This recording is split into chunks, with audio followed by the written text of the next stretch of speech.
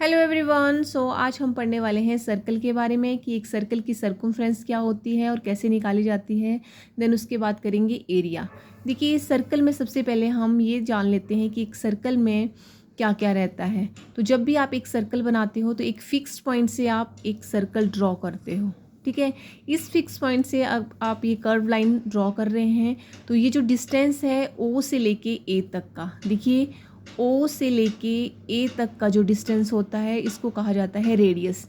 और ये जो डिस्टेंस होता है आप इस जो फिक्स पॉइंट है इससे आप कहीं पे भी लाइन खींच लीजिए सर्कल में कहीं पे भी, तो ये जो ओ से लेके ए वाला जो डिस्टेंस होता है ये आपका क्या रहेगा, फिक्स रहेगा। इसकी लेंथ जो है वो सेम ही रहती है, ठीक है।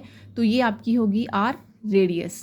और अगर आप बात करते हैं इसके डायमीटर की, तो आपकी जो फिक्स पॉइंट है इससे अगर आप जो लेंथ बनाते हो, जैसे आप इस साइड दोनों ही जो पॉइंट हैं कर्व लाइन पे उनसे जॉइंट कर देते हैं उसको, तो ये आपका क्या बना देते हैं, डायमीटर।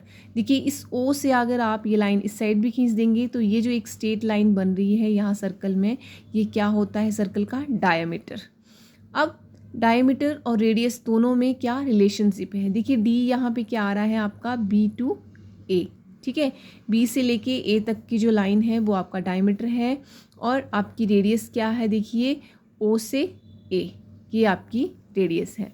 अब देखिए यहाँ पे अगर आपको डायमीटर और रेडियस में रिलेशनशिप निकालनी होगी तो कैसे निकालेंगे। डी जो है वो आपका क्या है, 2r के बराबर है। देखिए एक r कहाँ पे है, o से लेके a तक और o से b तक एक r ये है, ठीक है।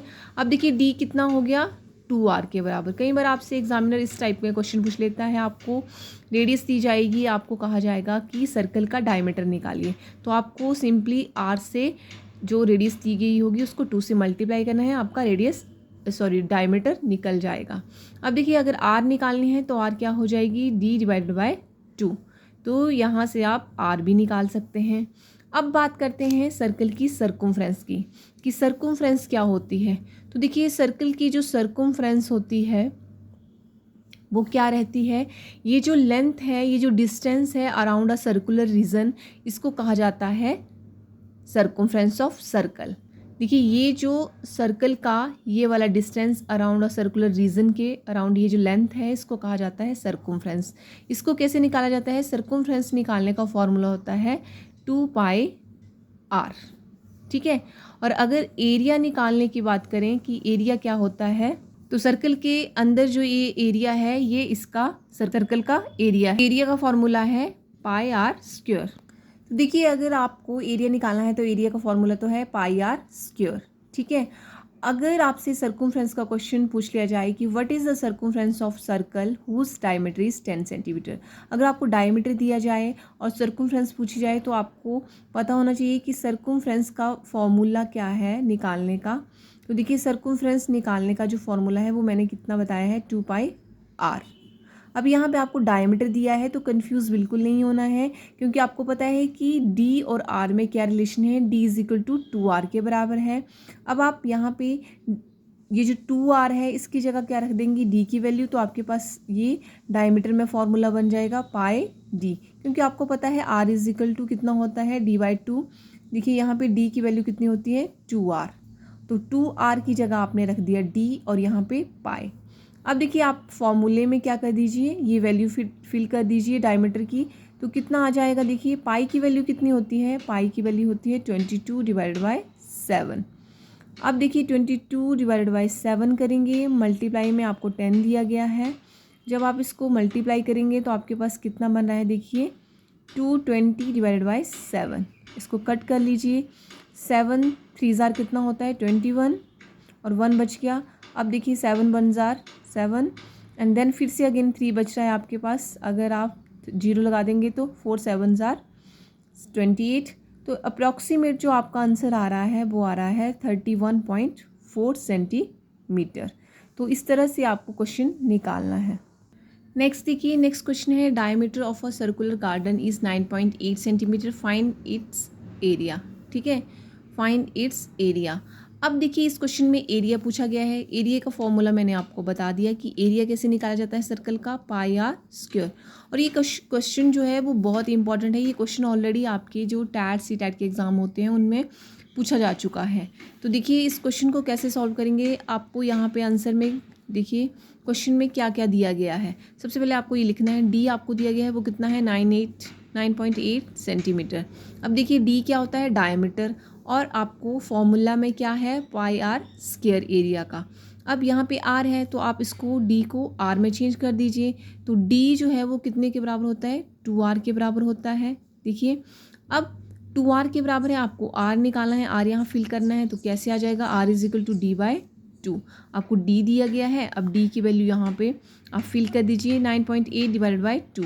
इसको कट करेंगे तो आपके पास क्या बन रहा है, 4 2 ज़ार 8, 1 कैरी फॉरवर्ड, तो यहाँ पे आपका आ रहा है 4.9 सेंटीमीटर। तो रेडियस कितनी बन रही है, 4.9। अब क्या करना है आपको, ये जो आर की वैल्यू आई है इसको आपने एरिया में फिल कर देना है कि एरिया कितना है, पाई आर स्क्वायर। अब पाई की वैल्यू कितनी होती है, 22 डिवाइडेड बाई 7। देखिए पाई की वैल्यू कितनी होती है, 22 डिवाइडेड बाई 7। अब यहाँ पे फिल कर देंगे 4.9, और यहाँ स्क्वायर है आर का तो उसको 2 टाइम्स आपने मल्टीप्लाई कर देना है। अब देखिए यहाँ पे आपके पास 7 है, यहाँ 4.9 है। अगर आप इस पॉइंट को हटा देते हैं तो यहाँ पे आपके पास क्या बनता है, 49 divide by 10 into 49 divide by 10। ठीक है, अब इस 7 से अगर आप इसको कट करते हैं तो कितना आ रहा है, 7 7 ज़ार 49।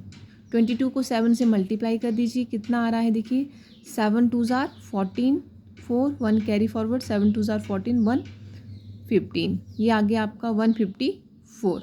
और इसको आपने, इसके नीचे आपके पास कितना है, 10 है। ठीक है, ये आपने एज इट इज़ रहने दीजिए इसको, इंटू यहाँ पे 49 डिवाइड बाई 10 है।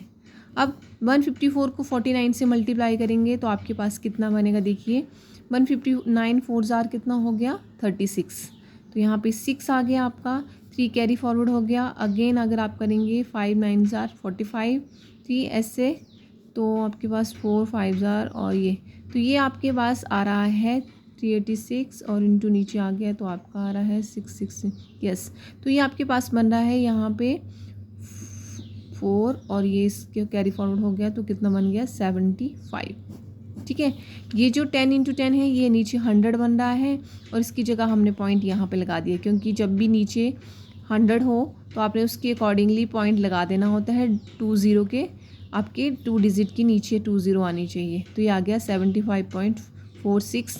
और एरिया है तो एरिया किस में आएगा आपका, सेंटीमीटर स्क्वायर में। हमेशा याद रखना है जब भी आप एरिया निकालेंगे तो आपका जो यूनिट होगा उसमें क्या आ जाएगा, स्क्वायर। तो आंसर कितना आ गया, 75.46 सेंटीमीटर स्क्वायर।